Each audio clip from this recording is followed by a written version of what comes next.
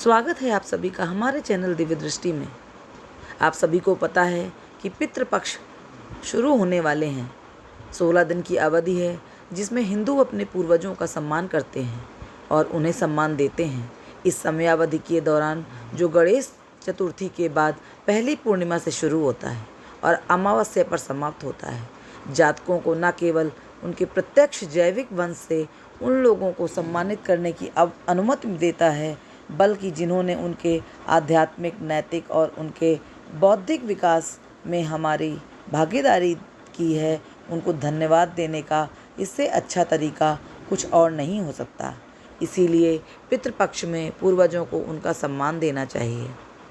पौराणिक कथा के अनुसार जब महाभारत युद्ध के दौरान योद्धा राजा कर्ण की मृत्यु हो गई और उनकी आत्मा स्वर्ग में गई, तो उन्हें भोजन के बजाय गहने और सोने का भोजन दिया गया, यह महसूस करते हुए कि वह इन वस्तुओं पर खुद को बनाए नहीं रख सकता है। उन्होंने स्वर्ग के स्वामी इंद्र को संबोधित किया और उनसे पूछा कि उन्हें असली भोजन क्यों नहीं मिल रहा है।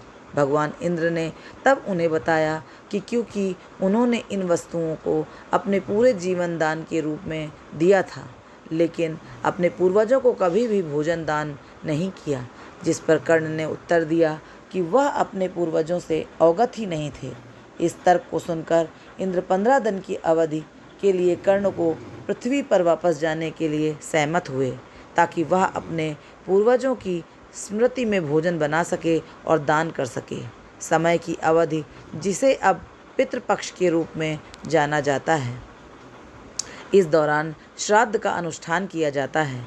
इस अनुष्ठान की यह विशिष्टता व्यक्ति से दूसरे व्यक्ति से भिन्न हो सकती है, लेकिन आमतौर पर यह 3 घटकों को जोड़ती है। पहला हिस्सा पिंडदान है। पूर्वजों को पिंडा का प्रसाद। पिंडा चावल की गेंदें हैं जो कि आमतौर पर बकरी के दूध, घी, चीनी, चावल, शहद और कभी कभी जौ से बनती हैं। समारोह का दूसरा भाग तर्पण है, जो कि कुशाघाट, जौ, आटा और काले तिल के साथ मिश्रित जल का चढ़ावा होता है। समारोह का अंतिम हिस्सा ब्राह्मण को खिलाया जाता है। यह ब्राह्मण पुजारियों को भोजन दे रहा है। साथ ही इस समय के दौरान पवित्र शास्त्र से पढ़ना शुभ माना जाता है।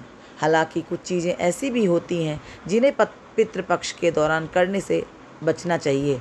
प्रतिभागियों को नए प्रयासों में संलग्न होने से बचने के लिए माना जाता है कि मांसाहारी खाद्य पदार्थ नहीं खाना चाहिए, बाल नहीं काटने चाहिए, शेविंग नहीं करनी चाहिए, प्याज, लहसुन खाना, जंक फूड आदि नहीं खाना चाहिए।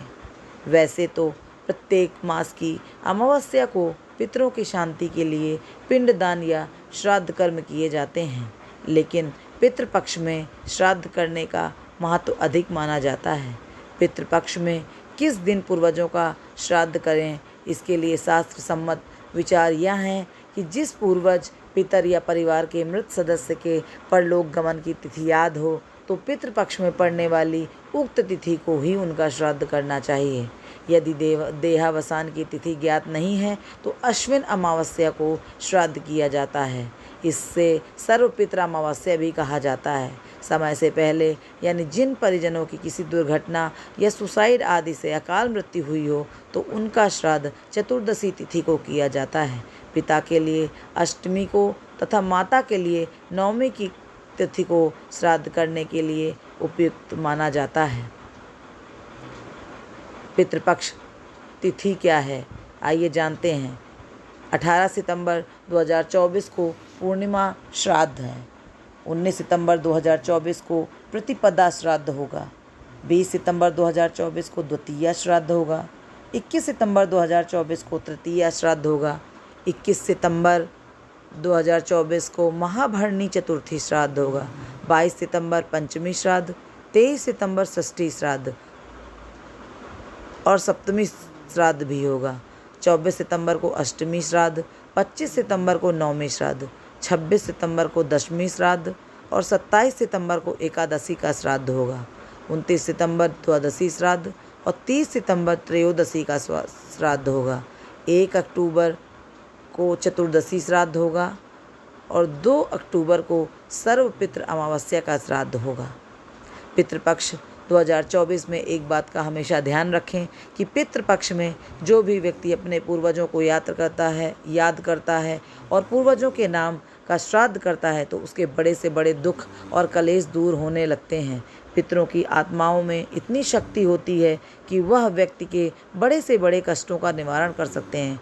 पितृपक्ष में पितरों के भोजन कराने से यदि मित्र प्रसन्न हो जाता है तो सभी तरीके से ग्रह दोष संबंधी मुसीबतें टल जाती हैं। इसीलिए जातक को इन दिनों में विशेष सावधानियों के साथ अपने पूर्वजों को प्रसन्न करना चाहिए।